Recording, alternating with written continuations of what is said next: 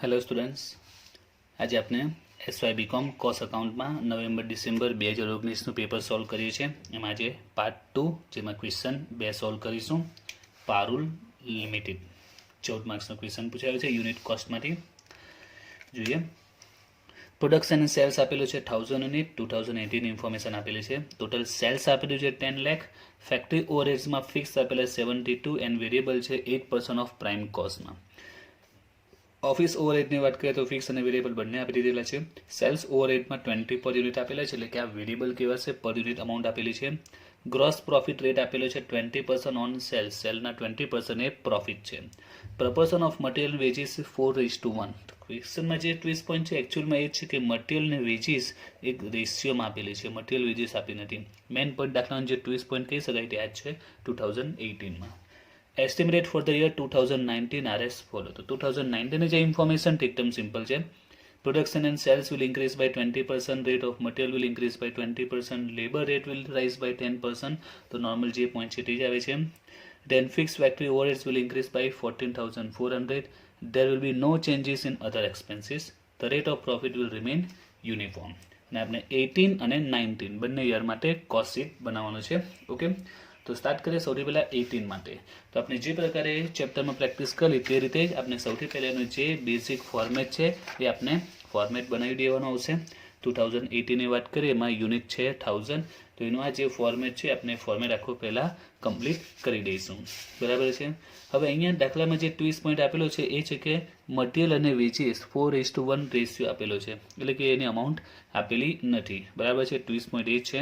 તો કંઈ એ સિવાય જે અમાઉન્ટ્સ અવેલેબલ હોય તેની આપણે એન્ટ્રી આપતા જઈએ 1 by 1. ઓકે, તો આપણે સ્ટાર્ટ કરીએ. ડાયરેક્ટ મટીરિયલની વેજીસની અમાઉન્ટ નથી, તો એના પછી છે ફેક્ટરી ઓવરહેડ્સ. રાઈટ, એમાં ફિક્સ અને વેરિયેબલ છે. એમાં ફેક્ટરી ઓવરહેડ્સમાં ફિક્સ અને વેરિયેબલ. તો ફિક્સની અમાઉન્ટ આપેલી છે 72. તો જે અમાઉન્ટ અવેલેબલ છે એ આપણે લખી દઈએ. ફિક્સની છે 72 ડિવાઈડ બાય 1000 કરીશું, એટલે 72. વેરિયેબલમાં આપેલું છે 8% ઓફ પ્રાઇમ કોસ્ટ, પ્રાઇમ કોસ્ટના 8%. તો એ તો જ્યારે આપણે પ્રાઇમ કોસ્ટ મળશે ત્યારે એની વેલ્યુ મળશે, બરાબર. આપણી પાસે પ્રાઇમ કોસ્ટ નથી. તો જે વેલ્યુ અવેલેબલ હોય તે રાઇટ ડાઉન કરો, જે બાકી છે પાછળથી આપણે એનો કોઈને કોઈ ક્લુ મળી જશે. ઓકે, હવે ઓફિસ ઓવરહેડ્સમાં જોઈએ તો ઓફિસ ઓવરહેડ્સમાં ફિક્સ અને વેરિયેબલ બંનેની વેલ્યુ આપેલી છે. ફિક્સ છે 48,000 ડિવાઈડ બાય યુનિટ 1000 છે, એટલે 48 આવશે. વેરિયેબલ પર યુનિટ 12 આપેલા છે, 12 into 1000 તો આવશે 12,000.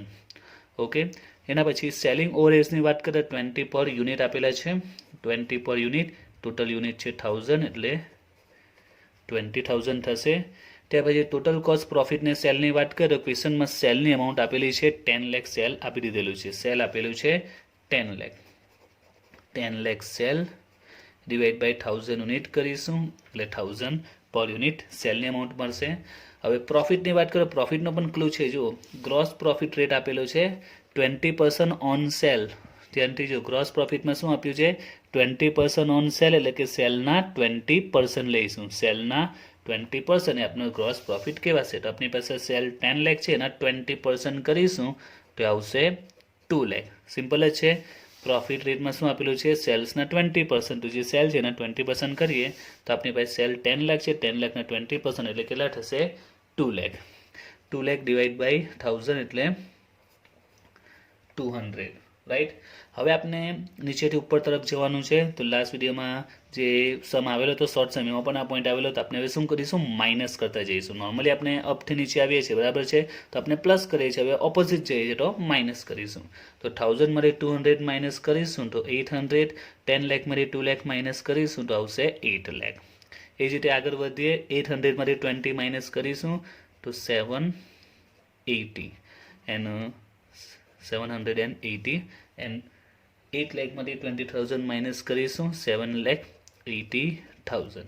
એ જ રીતે આગળ વધીશું. 718 માંથી 48 અને 12ને માઇનસ કરીશું તો આવશે 720 અને 780 માંથી માઇનસ કરતા 7,30,000 20,000. હવે આગળ આપણે નહીં જઈ શકીએ બીકોઝ આપણી પાસે ફિક્સની વેલ્યુ છે બટ વેરિયેબલની નથી. જો વેરિયેબલની અવેલેબલ હોય તો વેરિયેબલની આપણે માઇનસ કરે પ્રાઇમ કોસ્ટ મળી જાય, અને જો પ્રાઇમ કોસ્ટ પછી મળી જાય તો પછી મટીરિયલ ને વેજીસનો રેશિયો ખબર જ છે 4:1, અને પ્રાઇમ કોસ્ટમાં મટીરિયલ ને વેજીસ બે જ એક્સપેન્સ આપેલા છે ને 4:1 માં ડિસ્ટ્રીબ્યુટ કરો એટલે પ્રાઇમ કોસ્ટ આપણે મળી જાય, આપણું કામ પૂરું થઈ જાય. બટ ક્વેશ્ચનમાં હવે આગળ આપણે વધી શકીએ એમ નથી બીકોઝ વેરિયેબલની અમાઉન્ટ નથી. કેમ નથી? કારણ કે વેરિયેબલ એક્સપેન્સમાં શું લખેલું છે? ફેક્ટરીના વેરિયેબલમાં 8% ઓફ પ્રાઇમ કોસ્ટના 8% છે, જે પ્રાઇમ કોસ્ટ આપણી પાસે અવેલેબલ છે જ નહીં, એટલે અહીંયા આપણી ગાડી અટકી જાય. તો હવે શું કરીએ? તો આપણી પાસે અત્યાર સુધી ફેક્ટરી કોસ્ટ સુધીની બધી ત્યાર પછીની બધી ઇન્ફોર્મેશન અવેલેબલ છે. ફેક્ટરી કોસ્ટ પહેલાંની જ ઇન્ફોર્મેશનમાં આપણે અટકી ગયા છે, તો એને આપણે શોર્ટમાં રાઇટ ડાઉન કરી દઈએ. આપણી પાસે material, veggies, prime cost, factory overhead, fix variable અને ફેક્ટરી કોસ્ટ આટલે સુધી ઇન્ફોર્મેશન આપણે મળી ગઈ છે, બરાબર છે. આપણે અત્યારે આમાં પર યુનિટ કોસ્ટ છે એને કન્સિડર કરીએ. પર યુનિટ કોસ્ટની વાત કરીએ તો મટીરિયલ નથી, વેજીસ નથી એટલે પ્રાઇમ કોસ્ટ નથી, ફેક્ટરી ઓવરહેડમાં ફિક્સ છે આપણી પાસે 72, વેરિયેબલ નથી, અને ફેક્ટરી કોસ્ટ કેટલી આવે છે 720. ઓકે, આટલી અમાઉન્ટ આપણી પાસે અવેલેબલ છે.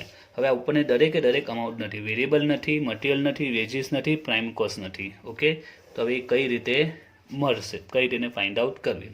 તો એનો ક્લુ આપેલો જ છે.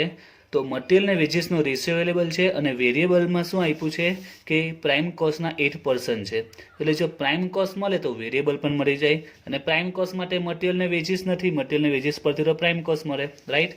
તો અહીંયા આપણે શું કરીશું? મટીરિયલ ને વેજીસનો રેશિયો જે 4:1 છે ને સપોઝ કરી લઈશું. 4:1 છે તો અમને 40x અને 10x આવી રીતે સપોઝ કરી લઈએ. 4:1 ને 40x એન્ડ 10x. જો 3:2 હોય તો શું સપોઝ કરી શકાય? 30x and 20x. જે રેશિયો એ રેશિયોમાં આપણે સપોઝ કરી લે, રેશિયો બી મેન્ટેન થશે અને આપણે x પણ સપોઝ થઈ જશે. તો 4:1, 40x, 10x એટલે પ્રાઇમ કોસ્ટ કેટલી આવશે? 50x થશે. ફિક્સ એક્સપેન્સ તો 72 આપેલા જ છે, બરાબર છે. વેરિયેબલ બી મળી જશે. વેરિયેબલમાં શું આપેલું છે? તો ફેક્ટરીના વેરિયેબલ એ પ્રાઇમ કોસ્ટના 8% છે, પ્રાઇમ કોસ્ટના 8%. આપણી પાસે પ્રાઇમ કોસ્ટ છે 50 ને આપણે 8% કરીશું તો 4 આવશે, એટલે 4x લખીશું. પ્રાઇમ કોસ્ટ આપણી કેટલી છે? 50x મળી છે, એના 8% એટલે 50ના 8% કરીશું એટલે 4 આવશે, 4x. અને એનો ટોટલ જે આવે એને આપણે શું કહીએ? ફેક્ટરી કોસ્ટ છે આપણી પાસે અવેલેબલ છે 720. ક્લિયર? તો અહીં આપણે મટીરિયલ ને વેજીસને 4:1 આપણે સપોઝ કર્યું એટલે 40x 10x આપણે લીધું, રાઈટ. 4:1 આપેલા એટલે અમે 40x 10x સપોઝ કર્યું એટલે 50x, અને વેરિયેબલ એક્સપેન્સ આપણે મળી ગયા. હવે અહીંયા આપણે ખબર છે પ્રાઇમ કોસ્ટમાં ફેક્ટરીના ફિક્સ અને વેરિયેબલ એડ કરીએ તો શું મળે? ફેક્ટરી કોસ્ટ મળે. તો અહીંયા એક ઇક્વેશન બની જાય કે આ 50x જે પ્રાઇમ કોસ્ટ છે એમાં આપણે વેરિયેબલ એક્સપેન્સ અને ફિક્સ એક્સપેન્સ એડ કરીએ ફેક્ટરીના, એટલે કે 72 અને 4x એડ કરતા કેટલા આવે? 720 આવે. તો આ ઇક્વેશન બની ગયું કે પ્રાઇમ કોસ્ટના 50xમાં ફેક્ટરીના ફિક્સના 72 અને વેરિયેબલના 4x એડ કરતા 720 આવે છે. ઓકે, હવે સોલ્વ કરીએ. 50x and 4x 54x, 72 plus છે અને સામે સાઈડ આપણે લઈ લઈએ તો માઇનસ કરતા 648, તો આપણે x ની વેલ્યુ મળશે 54 વડે ડિવાઈડ કરતા x ની વેલ્યુ આવે છે 12.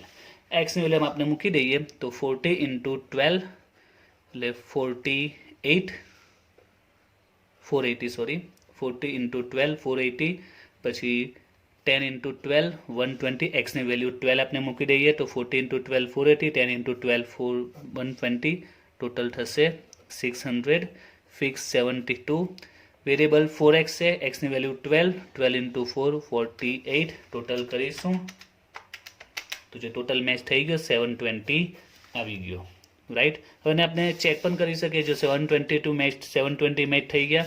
સાથે સાથે આપણે ચેક કરીએ વેરિયેબલ 8% હતા પ્રાઇમ કોસ્ટના, પ્રાઇમ કોસ્ટ 600 આવી એને આપણે 8% કરીએ તો 48 વેરિયેબલ મેચ થઈ જાય છે. ક્લિયર? તો દરેકની વેલ્યુ મળી જાય છે, આપણે રાઇટ ડાઉન કરી દઈએ. તો મટીરિયલ 480, વેજીસ 120, 480 120 × 1000 કરીએ તો 4,80,000, 1,20,000, અહીંયા 600, ટોટલ 6 લાખ. વેરિયેબલ મળ્યા 48 × 1000 એટલે 48,000. તો 2018નું આપણું જે કોસ્ટ શીટ છે કમ્પ્લીટ થઈ ગયું. ક્લિયર? હવે આપણે નેક્સ્ટ યરનું એટલે કે 2019નું કમ્પ્લીટ કરીએ એસ્ટિમેટેડ કોસ્ટ શીટ. તો એના માટે પહેલાં યુનિટની વાત કરીએ. તો યુનિટ માટે કીધું છે production sale will increase by 20%. તો લાસ્ટ યરના પ્રોડક્શન એન્ડ સેલ 1000 છે, એમાં 20% ઇન્ક્રીઝ થશે એટલે કેટલા આવશે 1200, રાઈટ. હવે બાકીની જે વેલ્યુ આપણે રાઇટ ડાઉન કરી એના માટે રૂલ્સ આપણે ખ્યાલ જ છે. શું રૂલ્સ હતો કે જે વેરિયેબલ એક્સપેન્સ છે એમાં પર યુનિટ કન્સિડર કરીશું, વેરિયેબલમાં પર યુનિટ અને ફિક્સમાં ટોટલ કોસ્ટ, બરાબર છે. તો ડાયરેક્ટ મટીરિયલ અને ડાયરેક્ટ વેજીસ પ્રાઇમ કોસ્ટમાં જે પણ હોય ઓલવેઝ કેવા હોય વેરિયેબલ હોય. તો એમાં હું રાઉન્ડ કરાવતો હતો, એમાં આપણે પર યુનિટ કન્સિડર કરીશું. ફેક્ટરીની વાત કરીએ તો ફિક્સમાં આપણે ટોટલ અમાઉન્ટ, વેરિયેબલમાં પર યુનિટ કન્સિડર કરીશું. ઓફિસમાં ફિક્સ વેરિયેબલ બંને છે, ફિક્સમાં ટોટલ, વેરિયેબલમાં 12.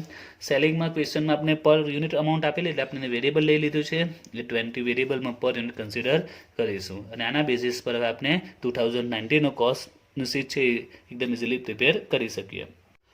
તો 2019નો કોસ્ટ શીટ ઓલરેડી પ્રિપેર કરી દીધું છે બિકોઝ એમાં કોઈ ખાસ ટ્વિસ્ટ પોઈન્ટ નથી. તો જોઈ લઈએ ફટાફટ એક વખત.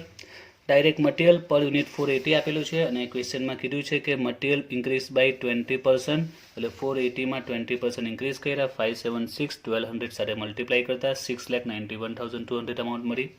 ડાયરેક્ટ વેજીસમાં આપણે કઈ અમાઉન્ટ કન્સિડર કરીશું 120 ને એમાં પોઈન્ટ છે ડાયરેક્ટ લેબરમાં 10% ઇન્ક્રીઝ કરવાનું છે. તો 120માં 10% ઇન્ક્રીઝ કરે 132 આવશે ઇન્ટુ 1200 1,58,400 એટલે પ્રાઇમ કોસ્ટ આપણે મળી ગઈ.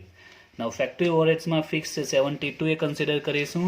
એના માટે જોઈએ તો પોઈન્ટ આપેલો છે fix factory overheads will increase by 14,400 એટલે અમે 72માં 14,400 એડ કર્યા ડિવાઈડ બાય 1200 એટલે 72 આવશે.